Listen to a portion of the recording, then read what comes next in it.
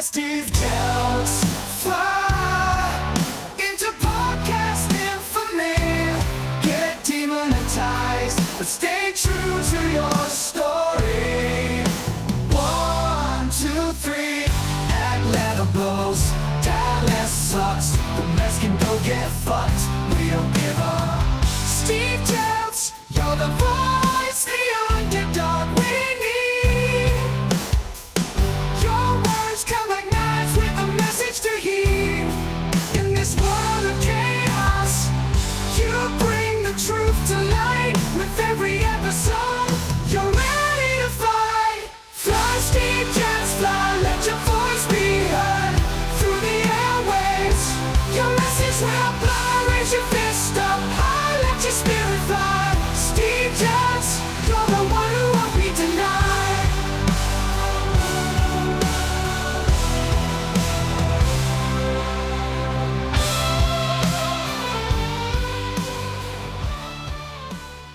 Okay. That was me making noise. Okay. Yeah. So anyway, Yeah. we're gonna kick this one off with little foosball. Yeah, the good old foosball.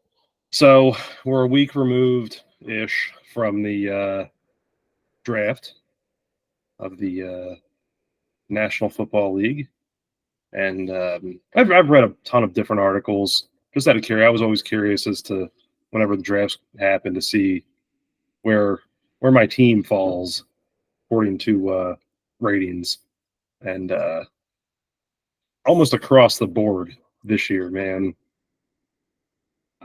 I think I saw the A plus. Yeah. And honestly, I was looking pretty smart by the end of the second pick that we made, because I was calling picks essentially, and I was like, because I like you just went through and read, like I read everything I could on the draft.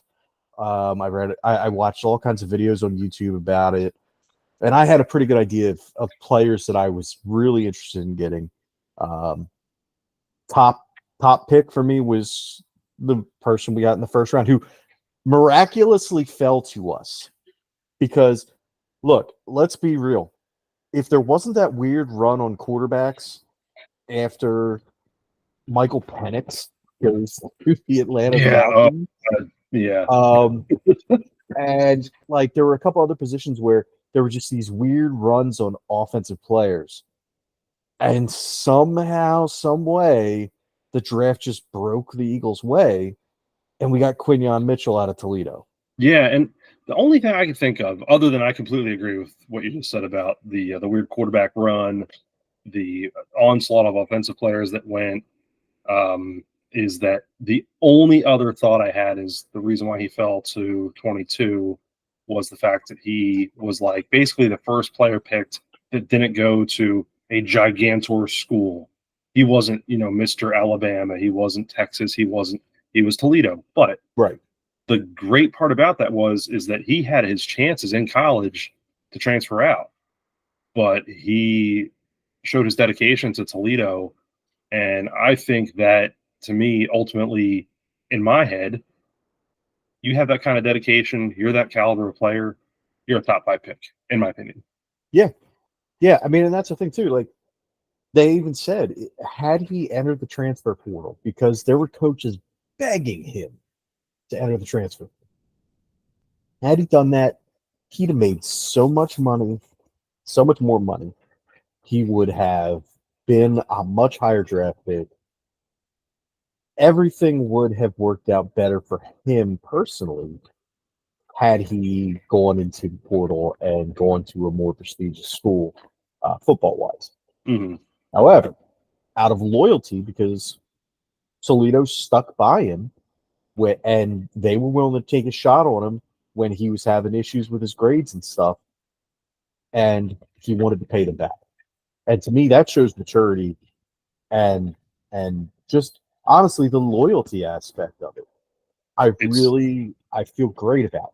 And we all were a little like, what the hell, when he got drafted, and he was just very almost somber going to the podium to shake Roger Goodell's hand and all that stuff.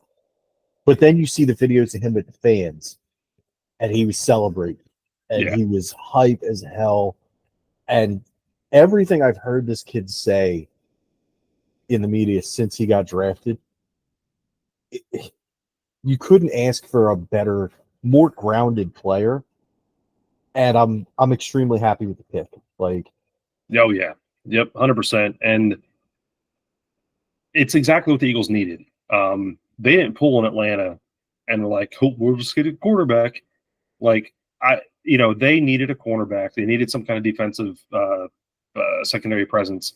They needed something, and we kind of knew all along that that's the route they were going to take.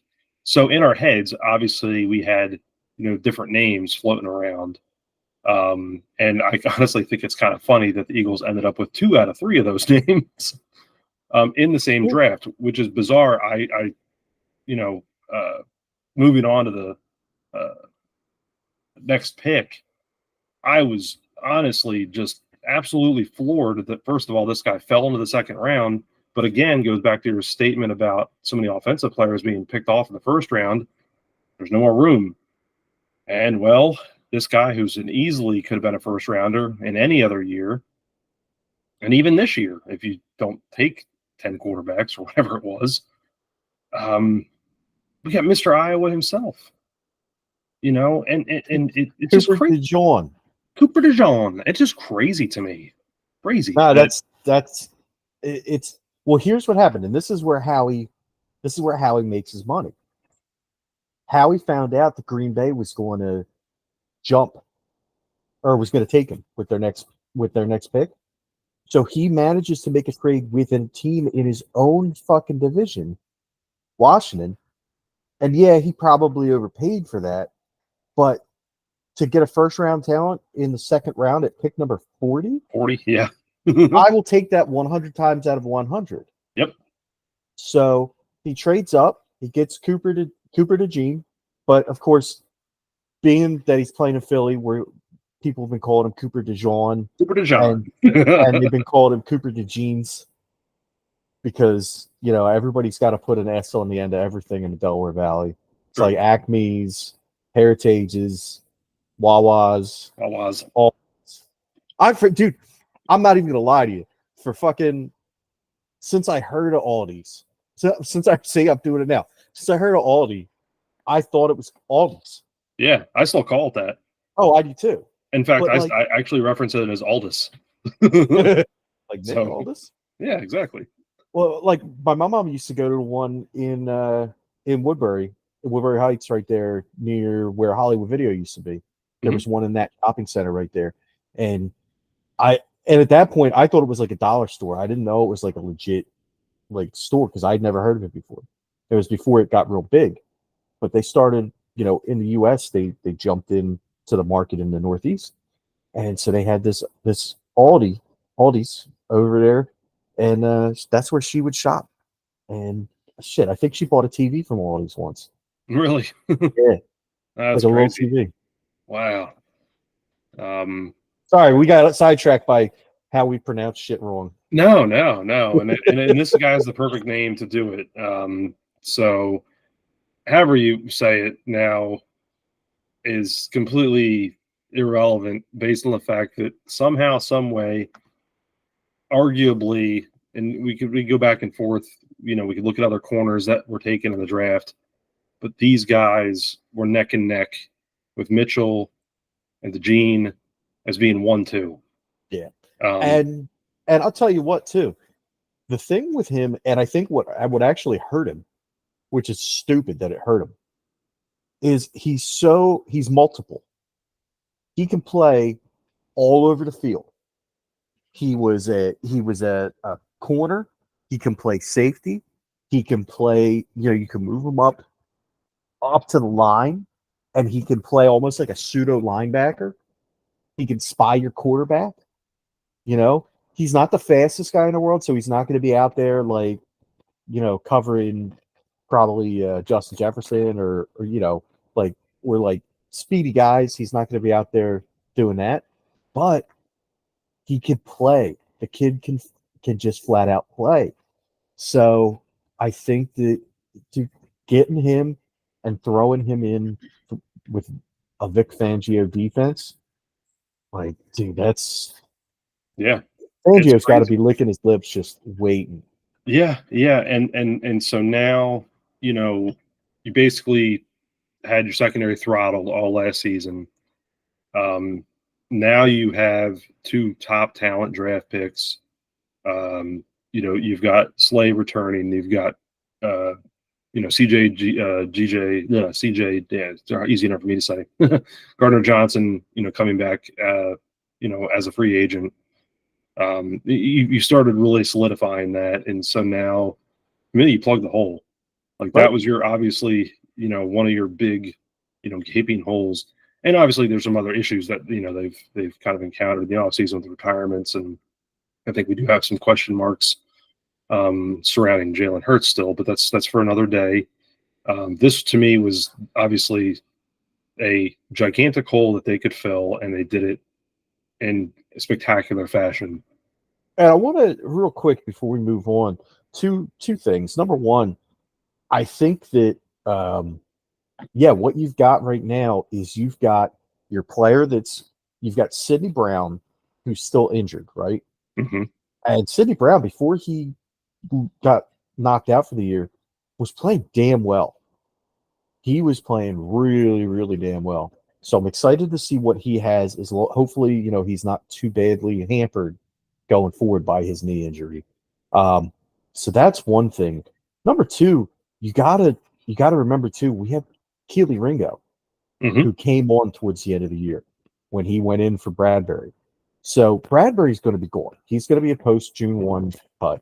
Yeah. It's going to happen. I have no doubt in my mind, unless they can figure out a way to trade him, which I don't know that anybody would give anything He's aside just, from what. yeah, he's not going to be in the roster next year, and I wasn't even going to mention his name. So, So he'll be gone, and now you've got three people to take, essentially, and Darius. Look, I'm going to give some credit, and I'm going to kind of throw some shade. The credit's going to go to Darius Slay, big play Slay, if as he prefers, for saying that his job is now to become a mentor to these players. That he's still going to play at the top of his game, and he still intends to be the best corner on the team. But he needs to teach these young kids that are coming in and get them ready to take over for him. And so, super mature take. I love it. Absolutely love to see it. yeah, I heard that. I love that too. Which kind of it counteracts the bullshit that he was talking earlier this season or this off season when he was like, oh, the fans boo and blah blah blah, and he was like complaining about the fans. But dude, as much as I'm happy as CJGJ's back, I need him to stop talking shit, Yeah, I think or that's at how least he is. over stupid shit. Like he's filming himself driving and talking shit on people on social media live. Mm-hmm. Like, dude, Yeah, don't be come stupid on. about it. Yeah, Don't be dumb. it's one thing to talk smack. Yeah, it's another thing to talk smack when you're being dumb about it and completely illegal. Right. Like, come on. Don't hurt yourself. Don't hurt anybody else. Have we had enough of this bullshit where players are doing stupid shit driving and it's hurting other people that are completely innocent, have nothing, come on, man.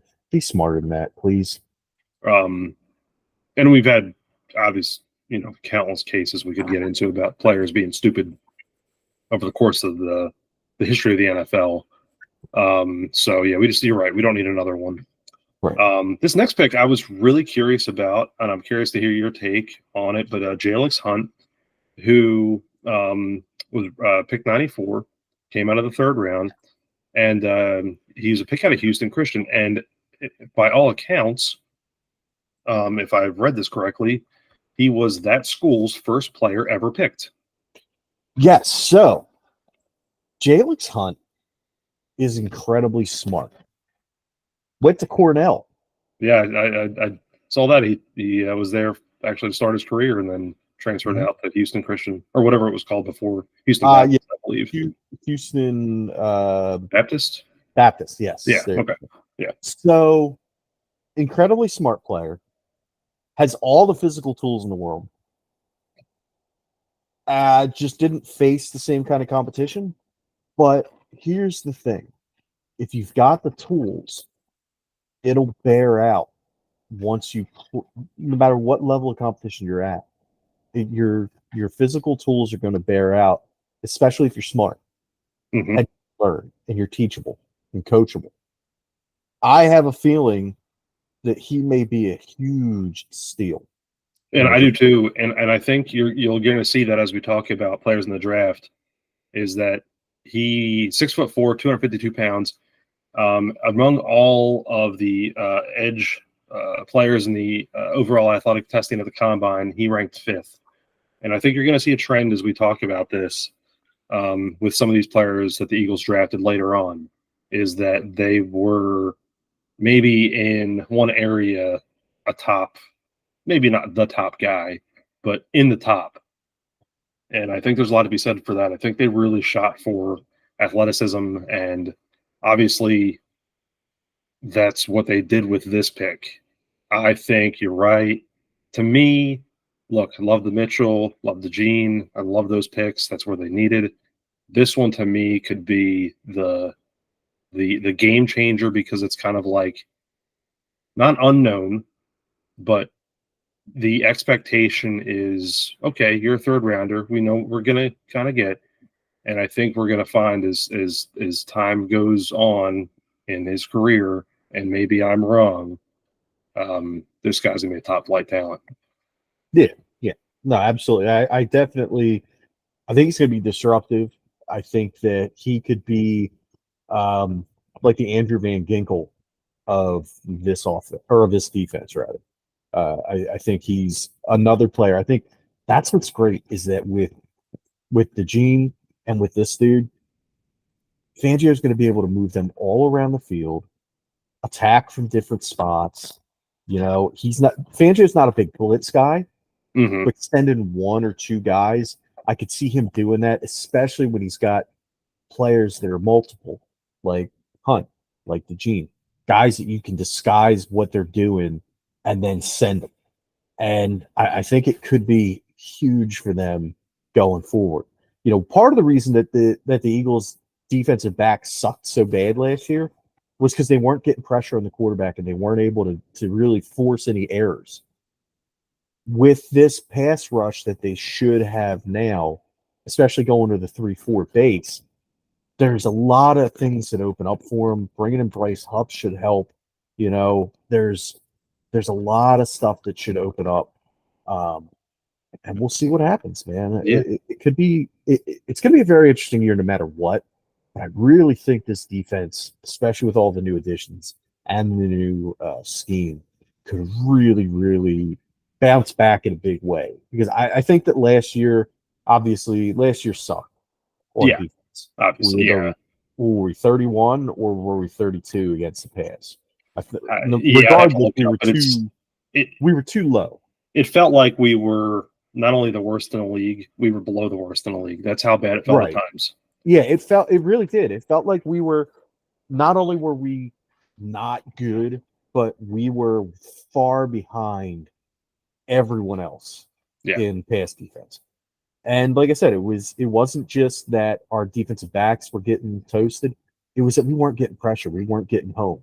And it was frustrating because there were times when we would generate a lot of pressure and then it would dry up. And it was like, what the hell? Why can't we get any consistency?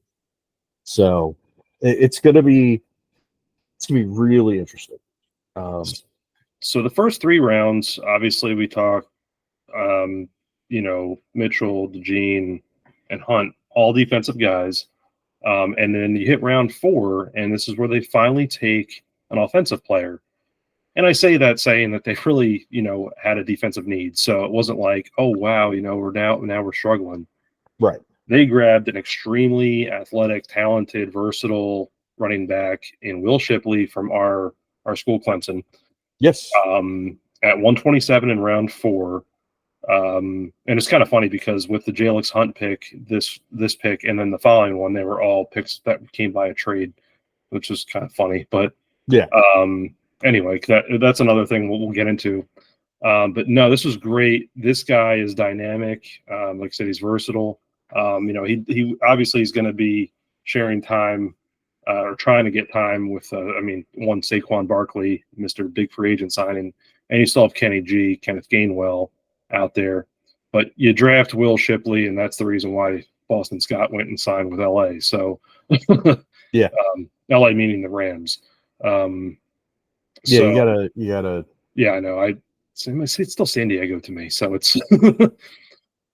Anyway, so this guy, I think he's gonna, you know, uh, maybe get some touches, but you're really tough to compete with Saquon, Kenneth Gainwell, and I just don't know how much he's going to be utilized outside of barring any injuries, hopefully. So Right. And that's the thing, he'll get some change of pace carries. He'll get some junk time in blowouts, whether it's one way or the other. Hopefully we're winning, but and he'll probably get maybe down near the goal line. They'll line up with two backs, and then they'll fake the handoff to Saquon and give it to him, or vice versa. Or maybe he'll do a little flare out of the backfield and catch a pass or two, because he can catch. I think he had 96 or 92 receptions, or somewhere between 89 and 92 receptions in his career at Clemson. Yeah, just last year alone, he caught 31 for 244 yards. But he also, he was a pretty effective kick returner as well, according to ESPN anyway. But no, the numbers match out there. He averaged almost 29 yards of return. So we'll see. I mean, I don't know if maybe that's where we see him. I don't know. I really don't. But I love the pick there. You get another athletic, very talented guy that can catch passes. He's a good rusher. I just think you're going to find a spot to plug him in. I just don't know that you'll get, if we're talking fantasy football here, I don't know that this guy's on your radar to pick at this point. Right. At least early on. Right. So then we move on to round 5, where we ended up making 3 picks in round 5. And this is where we got some really interesting talent with these last 5 picks between rounds 5 and 6. Some really interesting players, including somebody we've been, pounding the desk for since before the regular season ended. Yeah, I think we were saying, yeah, we got to get this dude. So at pick 152 in round 5, we get Aeneas Smith, wide receiver from Texas A&M. Dude looks athletic as hell. He's definitely going to be in there for the 3rd wide receiver spot. He's more like a slot receiver. He's only 5'10", 200 pounds. So he's got some power too, though, for a smaller dude. He's elusive, but he can also put you on your ass. Yeah, so. And the cool thing I like about him is that not only he's a wide receiver, but he ran the ball quite a bit in college. He returned kicks, he returned punts. Again, you kind of got another Swiss Army knife type player, and those are the kind of guys you want to see. Yeah, it's like those guys you can plug in anywhere. Let's see where you stick, and let's go. And I don't care if you're 5'10", 6'7". Like, let's just see what you got. And apparently you can do a lot. So now the funny thing is with that pick, as you mentioned at 152, I honestly thought 152 was going to go to the next guy. Yeah, but the Eagles made another trade, so yeah, they got the next guy. and honestly, the videos that came with this one were tearjerkers. They were happy tearjerkers. But at 155, we get our Clemson Tigers, our Jeremiah Trotter's son, Jeremiah Trotter Jr., linebacker out of Clemson. What a great story, Yeah. And the draft isn't really about, oh, great story or obviously the ESPN and ABC and whoever else like the great story aspect of it. But it's more about acquiring talent. And the Eagles managed to do both by drafting Jeremiah Trotter Jr. The video that I think made me the most emotional was Jeffrey Lurie talking to Jeremiah Trotter Jr. and saying, "Man, how old were you when I first met you?" Mm-hmm. And they were talking, and then he goes, "Congratulations to you, congratulations to your dad, and I just want to tell you how much I loved your mom. What a lovely lady she was." And like just talking about, because as as I know, but as in case others don't know, his mother succumbed to cancer, Right. and so and it was recent. It was if not last year, it was like the year before or something like that. But it was, it was horrible. She was a young lady, and went far before her time. Uh, and it's terrible. And but it was nice of him to mention that, and it just shows that the organization is more than just a football team. It really truly is a family. Yeah. This was, and I hope, obviously, I hope for the best for Junior. We need to, at least I need to, well, let's say this bluntly, he's not his dad. No, Uh, he's no. he's not, so um, in fact, and I want to talk about this. Kind of skipped over this, but the different scoring systems of things, and the RAS, or relative athletic Athletic score, score. Yeah. is actually pretty much non-existent for him. So comparative to most every other player that they select in the draft. And I'm not saying that that's a bad thing. It just, there's not enough data for it to show up. Right.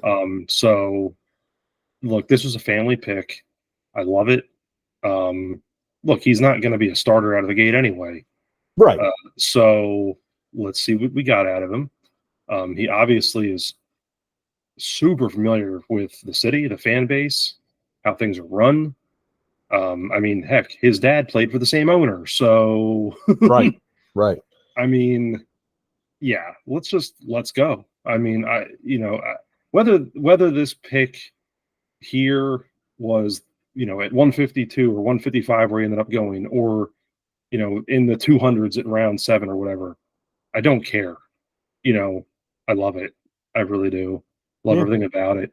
And it's the perfect pick for the Eagles. It really is. Yeah. I mean, and look, let's look at it from a perspective, purely a football perspective. He can diagnose plays well. He knows he can look at an offense, he can read the offense and figure out what's coming. He does have the skills to get to the ball. He is a ball hawk, if anything. He's And going to that's a good start. thing. Yeah, he's going to start on special teams, and he'll work his way towards playing, hopefully getting on the defense and making some plays there. But if nothing else, at least he's home. Yeah. Yep. Yep. I love it. Absolutely love it. And it was one of those, I think we all expected it. It was just like, where's this gonna happen? And boom. I just kept expecting that scumbag Jerry Jones to draft him. Yeah. Well, here's the funny thing. I know this isn't how it works, but it's like they have no money to spend on anybody. It's like, Yeah, can you that's true. afford to sign the players that you drafted? That's a good point. And I know that's not really how it works, but it kind of is in a way. So, well, um, and that's the thing too. Like there were teams that I kept on worrying. I'm like, come on, don't do this. Don't be that guy and draft this dude. Come on, other teams. I was sure somebody was going to be a dick though. next pick, the last pick in the 5th round for them. So this was 5th round. Obviously, was Smith, Trotter Jr., and then Trevor Keegan at 172 was a guard out of Michigan. This was another great pick because, again, Eagles needed some line depth. You're moving Cam Jurgens over for the retiring Jason Kelsey. And, you've had some other moves like Jack Driscoll's not coming back. So you have some other things going on here. You have to shore up your line. So whether or not it's, obviously for this guy, You know, he's his RAS was kind of off the charts. Basically, I'd say not everything, but he's a big dude. He's explosive. So I mean, I think this is a good pick. He played pretty much left guard when he was at Michigan, and he's got leadership qualities because he was a captain for the team. So I mean, there's a lot to like about this guy, and I think he's going to slot in well. Now, whether he's a first year starter or primarily a backup, or just whatever, maybe playing 40-50% of the snaps. I don't know. I like it. I think it's a good pick. I love it. Absolutely love it. He's somebody that I pointed out after the draft that I said, this guy is more than likely going to be one of the steals of the draft for the Eagles.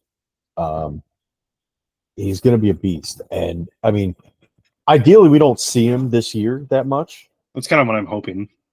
But should he get pressed into service, I mean, maybe he beats out Tyler Steen for the right guard spot. That could happen. Steen was more of a tackle in college anyway. Now, they say that his body type projects more towards a guard in the NFL, but, who knows? So let Keegan play or let Keegan develop. And, God, is there a better landing spot for any offensive lineman coming out of college than Philly? No, not at all. I mean, it's perfect. It really is. You're leaving college, leaving whatever university you're at, and enrolling at Stoutland University. Exactly. It's another genius pick. It was another need. I can't say that it was a glaring hole, but you had some movement and you had a retirement. So, I mean, your line, it needs players. I mean, right. And eventually you got to put in somebody. Right. So this was a great pick. So that ended round 5. Round 6, they drafted a gigantic wide receiver, and I say that dude is like 6'6", 6'7", 231. Johnny Wilson out of Florida State. They grabbed him at 185. He's a big receiver. That's your end zone target right there. Yep. Yeah. So I like it. I mean, again, the Eagles are pretty stacked wide receiver wise. So we're just kind of curious to see where he'll end up being. In the end zone. That's where he's going to end up being. Yeah. Dude, no, I am so thrilled for Jalen to have a gigantic ass target to throw at in the end zone. Exactly. Like, no kidding. Especially from all accounts, this guy's pretty sure-handed too. So yeah, so we'll see what he does. But yeah, I'm thrilled to have him on board. But then our last pick here. Yeah, man. This one I want to talk about because I know you're excited about this one too. And go for it. Yeah, so we got with pick 190 in the draft in the 6th round out of North Carolina State, Dylan McMahon. He plays guard and he plays center. 6'3", 299. Super fucking fluid. Super smooth. Gets to the second level. Who does that sound like? Yeah. I'm not saying he's the next coming of Jason Kelce. There's never going to be another Jason Kelce. Right, but if you're looking for somebody, God forbid, Jurgens isn't the dude at center. Dylan McMahon could very well be our center of the future. Again, we get our center in the 6th round. And again, he's a mobile guy who can just get low, knock his guy back, and he can get to the second level and block there as well. And so you want to talk about snagging a sleeper. Yeah. Right. This was it. And so I'm going to go to the relative athletic score on this guy because this is the one that excited me the most, mainly because of where he was picked and then what they got out of him. The only thing that he composite scored in okay was on size. Was on size. And look, I know it's football and whatever, but the thing that underscored him was his weight. It's like, well, I mean, that's typically what happens when they get to the NFL. They put on some pounds. I mean, that's just they bulk up and whatever. So I'm not too worried about that. This guy, though, graded great in speed. This guy's got a 5'1" 40-yard dash and elite in agility and explosiveness. And the crazy thing is that going back, and I got a shout out here to Kent Lee Platt, who put this together. He's on Twitter at hashtag, or not hashtag, but at MathBomb. But from 1987 to 2024, out of 619 centers graded, this guy ranked 13 on relative athletic score. Damn. It's insane. Out of that many centers graded, this guy's number 13 from the late 80s. Wow. So that's pretty good. Yeah, I'll take it, man. That's what I'm saying. Like, I don't have a list of the 12 guys that are ahead of him, but I would imagine there's likely a Hall of Famer ahead of him. yeah, I'd say so. I'm excited, man. Like, that dude could end up being a huge pick for the Eagles. And even if he doesn't play center, if he has to play at one of the guard positions, fill in at one of the guard positions, I'm not too concerned. No, I like it. I like the pick a lot. I think our guard positions are solidified now for the next who knows how long. Now, we did sign a player who, again, probably best suited to play guard. We signed Mekhi Becton from the Jets. He is actually probably the reason why, if you look back at that film from the Eagles against the Jets in week, what was it, 4 or 5 last year, he's probably the reason that, one of the many reasons that Derek Barnett is no longer an Eagle, because he made him look like an absolute clown during that game. But Becton, by and large, has not had a great career. He's huge, and he has the tools. His technique is not there. Yeah, I think this was not a bad thing, because this guy was he like an overall, like a number 11 pick or something? Yeah, he was in the first round. Yeah. Well, it had to be a high pick. He was with the Jets. Yeah. Sorry. Jesus. But no, I think it's a good one, because I remember reading correctly about him. They wanted to grab him because he did have some NFL wear and tear on him, some experience ahead of like an undrafted free agent. And if he's available, I mean, why not? It makes sense. But no, man, I think I don't know. They've made some great free agent signings. I think the draft is great. I'm kind of excited to see where all this shakes out. Is there any other free agent signings? I know we haven't dove into all of them, but anyone else that excites you other than yeah. So we're stacking up in Jets for some reason, and that kind of worries me. But there's another rumor that's been making the rounds again, because it never stopped making the rounds. Apparently, they're still talking about us signing. Who's that safety from Denver? Justin Simmons. Oh, okay. They're still talking about us signing him because he's still a free agent. At this point, maybe, but I don't know. I think we're pretty set with our defensive backfield. I guess it never hurts to have another player of that caliber back there, especially when you're trying to make a run at the Super Bowl. But it would be I'd be hard pressed to say that I think the Eagles are 100% in on that dude. Right. I was trying to figure out what the Eagles cap table was at right now, what they were still left. I want to say something like 20-some mil. Yeah, I think that's about right. That's what I'm seeing too. 28 mil? Sound about right? Okay. That's still a good chunk of change. So, and then remember, anything that they have left over rolls over to next year. Yeah. So, and I think we didn't touch on that during the draft. Again, Howie being Howie, what does he do? But he reloads and gets himself 3 more draft picks during all these trades, because the Eagles made 9 trades during the draft. for swapping picks for this year, and ended up with 3 more picks for next year out of that. So, right. And that now here's the thing to keep in mind too.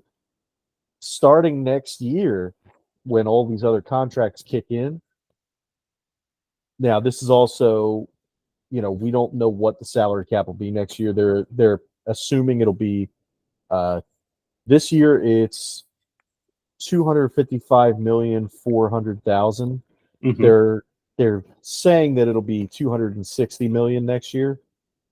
Next year, the Eagles only have, and I say only, but they're one of the lower teams. They only have $14,848,025 under the cap. Mhm.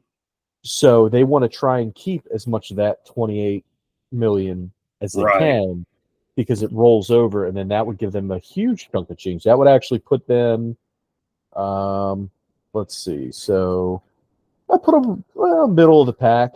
Next year. Now, for instance, next year the Patriots have $128,938,075 of cap space.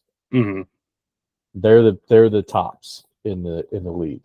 The Cowboys. The Cowboys actually go up to 79,313,573 next year. So like where this year they're struggling, they've only got 5 million under the cap. Next year they drop a bunch of dead money, and they're back up to where where they could actually be players in the free agency market. It won't matter. But that being said, the reason is this is the last year of Dak's contract. Yep. And So I said it won't matter because. Right. And I know that they're getting ready to come up on Micah Parsons soon. They're going to have to make a decision on his 5th-year option, whether or not they're going to pay him that or not. You got CeeDee Lamb also that's going to be due over it. So you've got parts. They've already had to let Tony Pollard walk, and they've had to settle for letting. I don't even know if that $5 million has Ezekiel Elliott counted back, because it might not have Zeke's new contract in, which he probably signed for the veteran minimum, if I had to guess. But who knows? I'm pulling up on Spot Track right now just to see. Let's see. He signed. I'm seeing his cap hit at $2 million. Really? Yeah. Yeah. Oh my God. Yeah. So he it was a low base, but it was not the minimum. So his base is just over $1 million. It's like 1.25 mil. Dude, get the hell out of here. Hey man, it's Dallas. Get what you can. Like, absolutely get what you can. But who the fuck wanted you? And you're gonna make. I know. Either that, or fucking Jarrett is just so senile that he's it's Ezekiel Elliott. He's gonna come back. We gonna give him $2 million. All I know is, here's the thing. So you lose Elliott last year to New England, right? And so Tony Pollard becomes your guy. You draft Deuce Vaughn, who looks like the heir apparent. Tony Pollard goes to Tennessee. Yeah. And then Deuce Vaughn's like, all right, I'm the guy. And then they re-sign Zeke Elliott. Oh, it's so great. I hope Jerry Jones never dies. I mean, I hope they figure out a way to I hope he's the first person that they figure out how to put his brain in a robot so that he can just run the Cowboys forever. I just, I do want to say this too. Cap hit for the Eagles this year. We're just talking this year. I'm not talking. The highest one is Lane Johnson at $15.8 million. The next highest is Jalen Hurts at 13.5, and then third is AJ at 11.8 mil. So those guys are what? That's 15, 13, roughly just a shade over 40 mil. You're talking in that 40, 42 mil area for those three guys on cap hit. Right. Dak Prescott's cap hit this year is $55 million. Dude, I'm telling you, I really hope that they figure out a way to put Jerry's brain in a robot and just let him wander around Jera World. And don't now, all right, let me say this too. I don't want him to figure out any kind of way to fix his brain. Like, let him keep on going more and more crazy. Just make sure they don't weaponize whatever robot they put in. I'm doing a quick dirty math here because I'm just curious. Jerry's 2.5 million years old. He might be. He might be. Yeah. I thought that's what you were trying to figure out. No. I was looking at the cap hits, right? And so Dak Prescott's cap essentially is just a shade higher than Lane Johnson, Jalen Hurts, AJ Brown, and Jordan Mailata all put together. You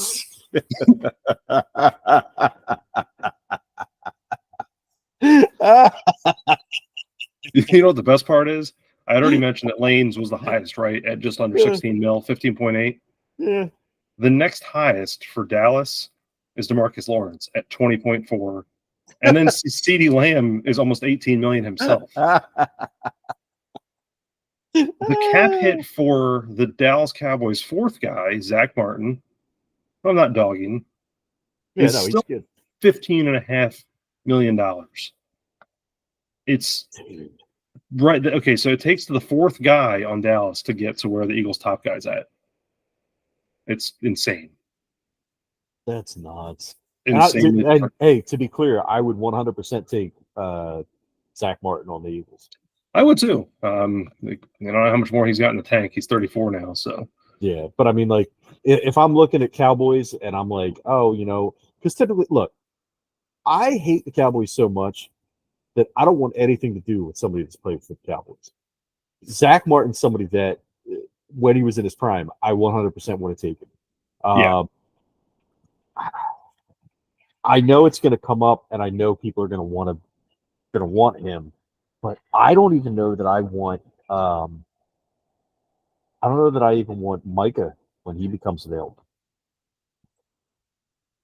Yeah, I know. Especially now after what's transpired with the Eagles' moves this offseason and in the draft. I don't know. I mean, I kind of want to see what we have first before I even entertain that thought.